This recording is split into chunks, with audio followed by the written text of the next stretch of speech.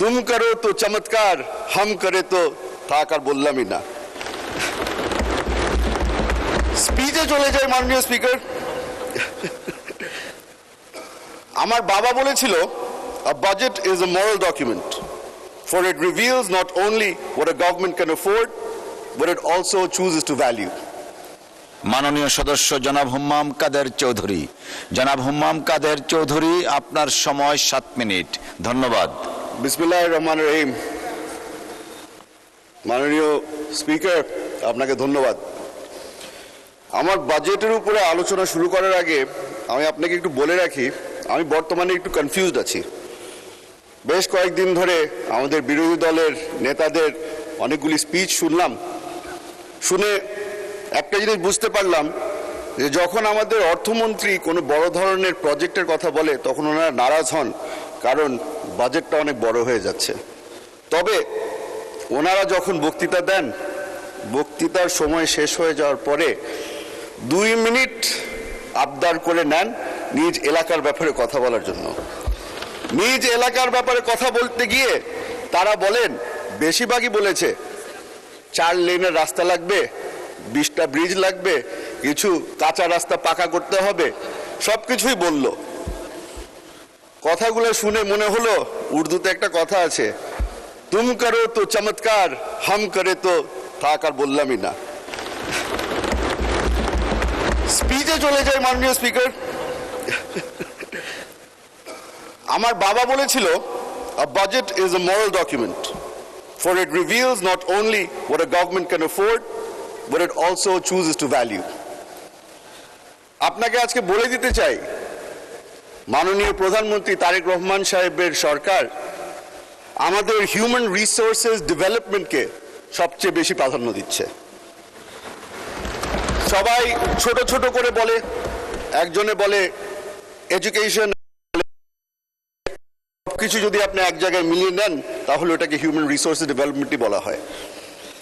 এখন এই জায়গাটায় যখন আমি আসি, আমাদের টেকনিক্যাল এডুকেশনের ব্যাপারে প্রথমবারের মতো আমি শুনতে পেরেছি যে বাংলাদেশ জাতীয়তাবাদী দলের সরকার একটি বড় অঙ্কের বাজেট আমরা তৈরি করেছি এই সেক্টরের জন্য।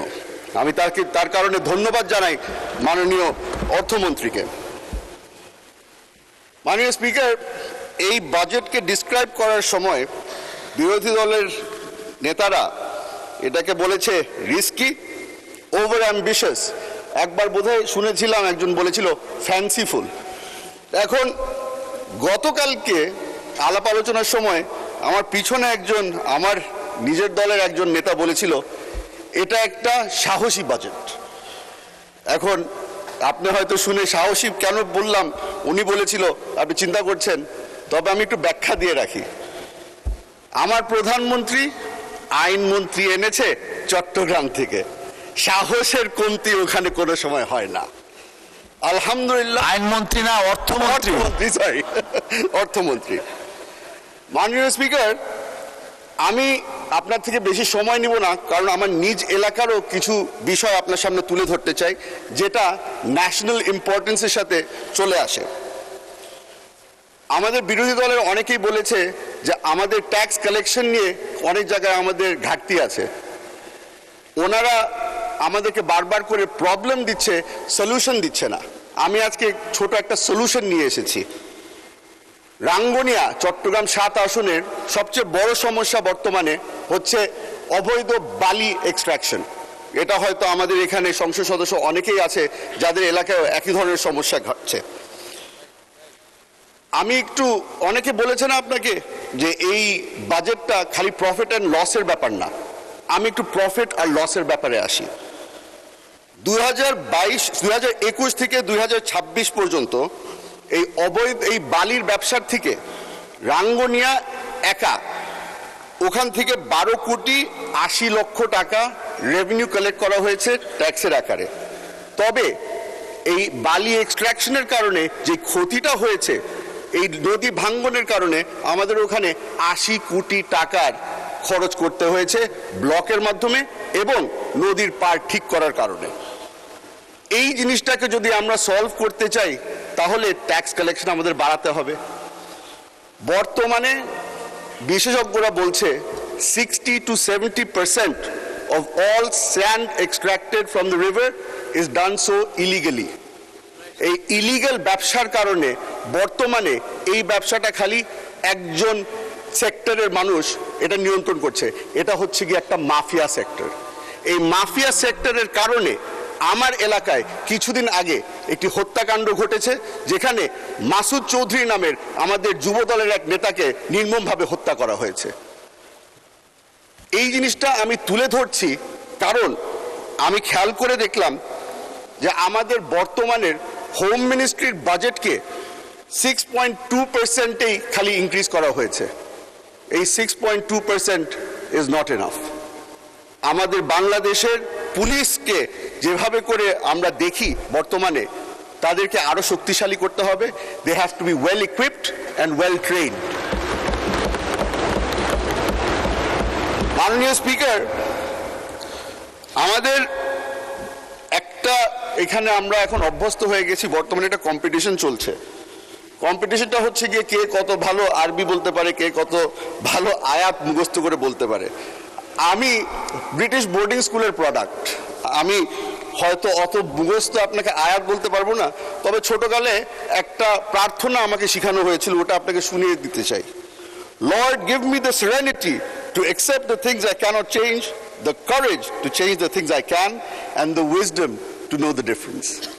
Alhamdulillah, আমার অর্থমন্ত্রী knows the difference.